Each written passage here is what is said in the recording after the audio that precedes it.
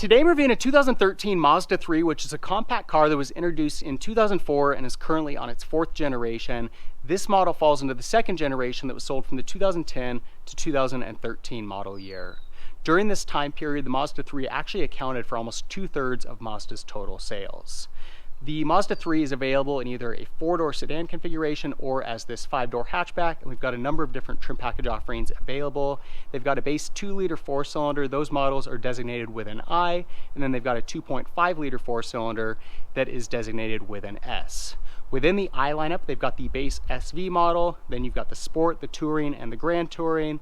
With the S model, you can get either the Touring or the top-end Grand Touring package. And then the Mazda 3 is also available in a performance model that's called the Speed 3. This specific vehicle is the I Touring package, so not the top-end model, but it still comes with a really nice level of standard options and features. Now, in terms of appearance, I love the look that we get with Mazda 3. I think it's a very attractive vehicle, probably one of the best looking compact cars within this segment, specifically when it's configured in the 5-door hatchback configuration. It's got a very sporty look to it, very aggressive, and a few little touches that gives it that more premium look.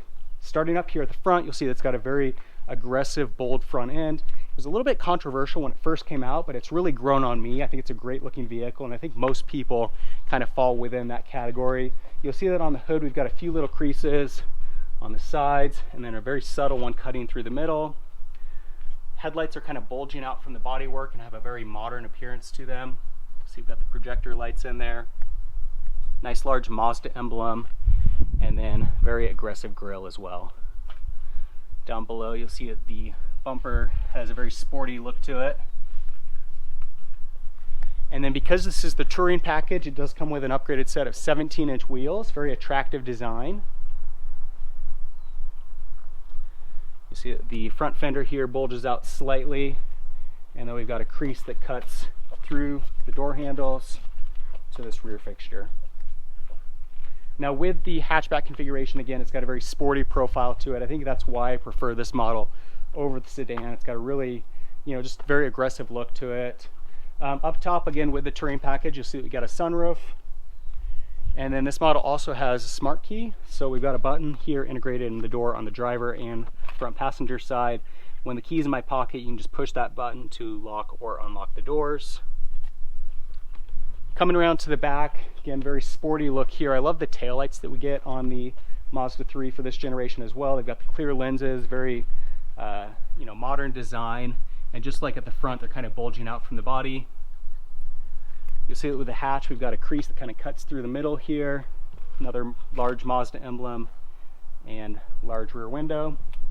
Along with that smart key, got a button here for unlocking, and a button integrated here in the backup light for locking. You also see we've got the Sky Active badging.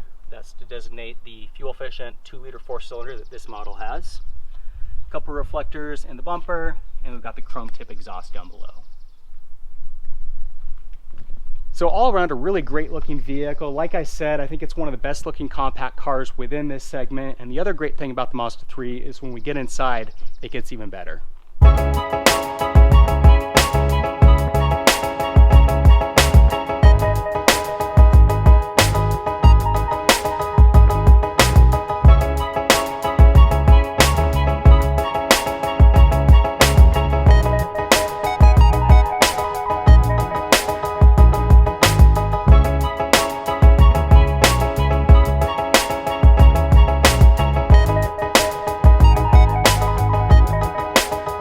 The Mazda 3 has one of the nicest, if not the nicest, interior for an entry-level compact car.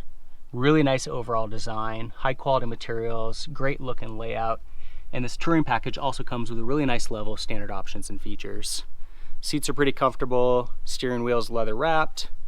We get power windows, power door locks, power mirrors, a Bose premium audio system. On the steering wheel, we have controls on the left-hand side for Bluetooth and audio, right-hand side for a number of vehicle settings, and then cruise control down below.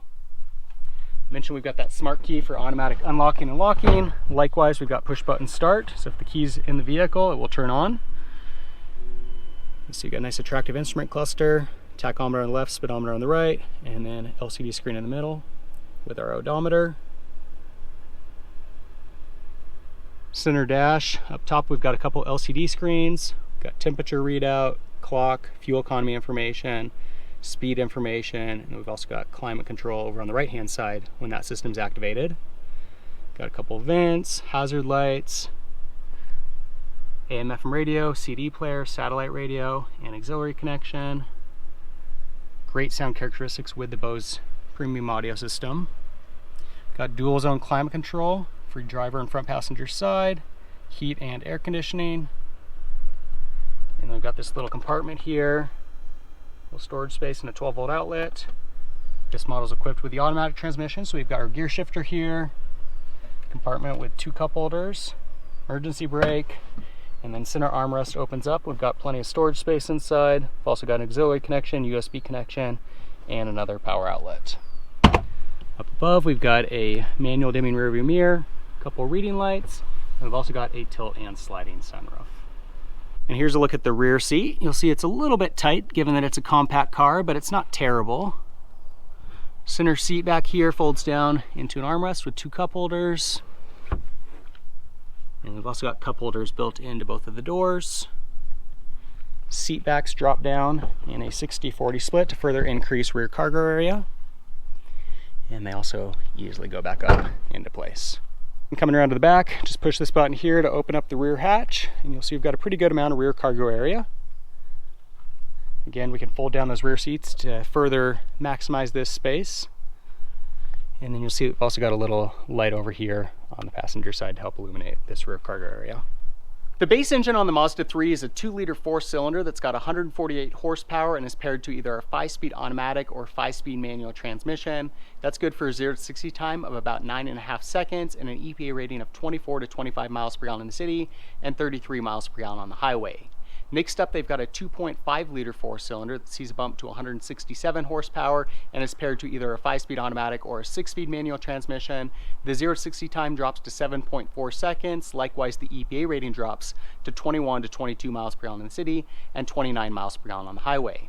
In 2012, Mazda introduced this all-new 2-liter 4-cylinder Skyactiv engine, which has improved fuel efficiency. It's got 155 horsepower and is paired to either a 6-speed automatic or 6-speed manual transmission. 0 to 60 time is 7.9 seconds and has a very impressive EPA rating of 26 to 28 miles per gallon in the city and 37 miles per gallon on the highway. I also mentioned that they have the Speed 3 model, which is a performance variant. It's got a 2.3-liter 4-cylinder turbo with 263 horsepower. That's paired to a 6-speed manual transmission, which is good for a 0 to 60 time of 6.2 seconds and an EPA rating of 18 miles per gallon in the city and 25 miles per gallon on the highway. All models of this generation of the Mazda 3 are front-wheel drive. Well, given the price point on the Mazda 3, this interior is very impressive. The build quality is just much higher than most of the other competition within this segment. It's got a really great design and a great level of standard options and features. The other thing that I love about the Mazda 3 is not only does it look good, build quality is good, tons of options and features, but they're also really fun to drive. It's a very agile vehicle. It's got great handling. It's zippy. It really is a very fun vehicle all around. I feel like the main competition for the Mazda 3 is the Subaru Impreza, and both options are really great. I feel like Mazda definitely has some advantages over Subaru when it comes to the overall build quality, luxury and tech features, and just the overall feel of the ride in the vehicle. But the one thing that you couldn't get in this generation of the Mazda 3, or even the first 3 generations, was all-wheel drive. And that's really the one area where I feel like Subaru has this huge upper hand. Fortunately, for the 4th generation, the Mazda 3 is now available in all-wheel drive, really completing that overall package. So this is that 2-liter 4-cylinder Skyactiv engine, so it's not necessarily about performance, but we'll go ahead and do a quick acceleration test anyway.